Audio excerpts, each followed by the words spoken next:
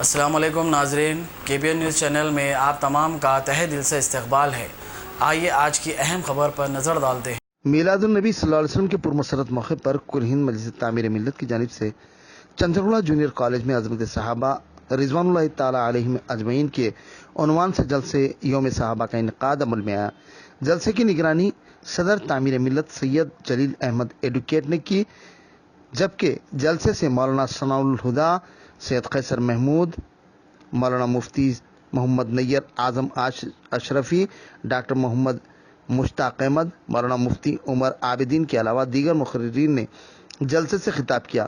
مقررین نے صحابہ اکرام رضوان اللہ تعالی علیہم اجمعین سے متعلق زندگی کے مختلف پہلوؤں پر روشنی ڈالی اور کہا کہ صحابہ کا حال یہ تھا کہ آپ صلی اللہ علیہ وسلم نے جس کام سے روکا فوراً رک گئے اور جس کام کے کرنے کا حکم دیا اسے بنا کسی رکاوٹ کر دیا۔ آپ صلی اللہ علیہ وسلم سے صحابہ بے پناہ محبت کرتے تھے۔ مقررین نے مزید اپنی تقریر میں کہا کہ ہمیں اپنا آئیڈیل صحابہ کو بنانا چاہیے، جبکہ آج کی نوجوان لڑکے اور لڑکیاں فلمی ہیرو ہیروئن ناچ گانے والوں کو بنا رہے ہیں۔ فون کا بیجا استعمال کیا جا رہا ہے۔ والدین بچوں کی دینی اخلاقی تربیت پر توجہ دیں، جدیدیت سے لیس ضرور کریں لیکن حدود اللہ میں رہتے ہوئے۔ انہوں نے والدین کو تلقین کی کہ وہ اپنے بچوں کی نگہداشت، پرورش اور نمازوں کی پابند بنا دیں، ورنہ والدین کا شمار فرائض سے غفلت کے باعث اولاد کے مجرموں میں ہوگا۔ اس موقع پر ڈاکٹر فخر الدین احمد، عمر احمد شفیق، ضیاء الدین نیر، رحیم الدین انصاری، چیئرمین اردو اکیڈمی محمد وحید الدین صدیقی، ڈاکٹر افتخار کے علاوہ سامعین کی کثیر تعداد موجود رہی۔ کمپرومائز کر لینا چاہیے۔ خدا کی قسم اگر ہمارے دل میں یہ احساس پیدا بھی ہوتا ہے تو ہم اللہ کے رسول کو منہ نہیں دکھا سکتے۔ تو سب سے پہلا کردار اور سب سے مضبوط کردار موجودہ حالات کے تناظر میں جو ہمیں چاہیے وہ یہ ہے کہ ہندوستان کے مسلمان صحابہ کی اس تاریخ کو اور اس کردار کو نہ صرف پڑھیں بلکہ اپنی اگلی نسلوں تک منتقل کریں اور ان کو وہ تربیت دے کہ عظیمت کا وہ کردار ان کے اندر زندہ ہو۔ اور دوسرے وہ اخوت اور اتحاد کا سبق گئے تھے۔ خاندانوں میں، عرب کے قبائل میں جو برسا برس سے جنگیں چلی آ رہی تھی، ان جنگوں کو دامن رسالت کے ذریعے سے حسرے کے ساتھ جینے لگے۔ اخوت اور مواخات جس میں ایک دوسرے کو بھائی بھائی بنا دیا گیا، ایک دوسرے کے غم اور درد میں اور خوشی اور مسرت میں ایک دوسرے کا شریک کار بنا دیا گیا۔ آج اس ملک میں اسی مواخات کی ضرورت ہے۔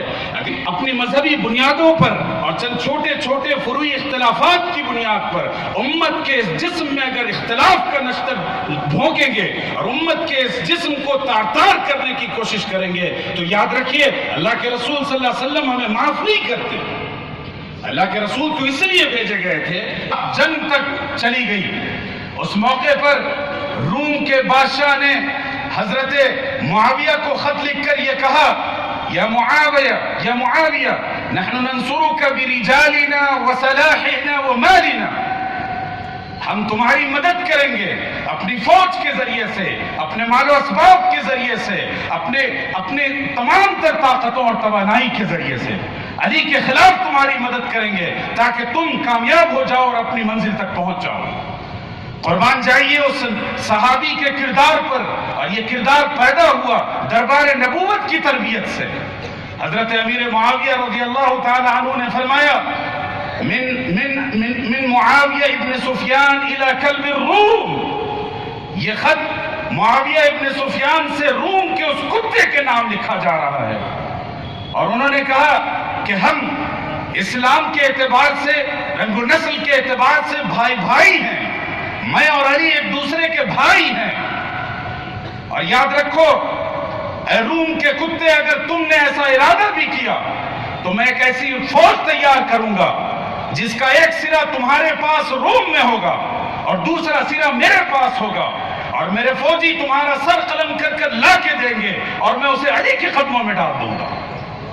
یہ اتحاد، یہ اخوت، یہ ایک دوسرے پر ایثار کا جذبہ امت کے اندر سے کم ہوتا جا رہا ہے۔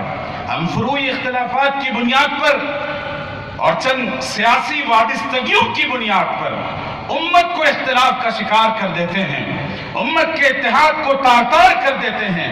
یاد رکھیے اس امت کے اختلاف سے پیام نبوی کو نقصان پہنچتا ہے، رسول اللہ صلی اللہ علیہ وسلم کی شریعت کو اس ملک میں نقصان پہنچتا ہے۔ اور اگر یہ امت متحد ہو جائے، مستحکم ہو جائے، منظم ہو جائے تو یاد رکھیے کہ آسمان سے بجلیاں برسیں یا طوفان آئیں یا آپ کے سینوں پر گولیاں چلا دی جائیں، تب بھی امت کا یہ کارواں کبھی تاب و تھکن کا شکار نہیں ہوگا، کبھی رسوا نہیں ہو سکتا، کبھی ناکام نہیں ہو سکتا۔ اس لیے اہل ایمان کے اس قافلے کو متحد کرنا ہے اور صحابہ کے اس اسوے کو اپنانا ہوگا۔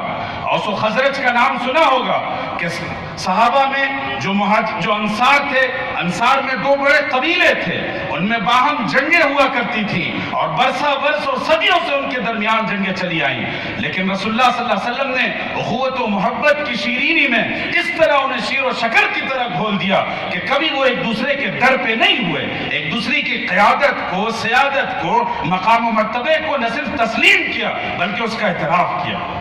اس لیے صحابہ کی زندگی سے جو دوسرا بڑا اہم سبق ہے ہمارے اور آپ کے لیے وہ یہ اب A1 ٹاؤن شپ چیولہ اور معین آباد کے درمیان مین روڈ سے 1.3 کلومیٹر آبادی سے لگا ہوا تمام ڈیولپمنٹ کے ساتھ، جہاں آپ اپنا گھر بنا کے رہ سکتے ہیں، جو ہے بالکل آبادی سے لگا ہوا 4 لاکھ میں 100 گز کا plot, drainage, electricity, footpath, BT road, college, bus stop جیسی تمام سہولیتیں دستیاب ہیں۔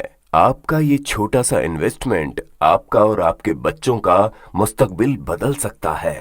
مزید معلومات کے لیے ہمیں کال کریں۔ Address pillar number 235 opposite fisheries department, Rajendra Nagar, Hyderabad. Contact 7799603838۔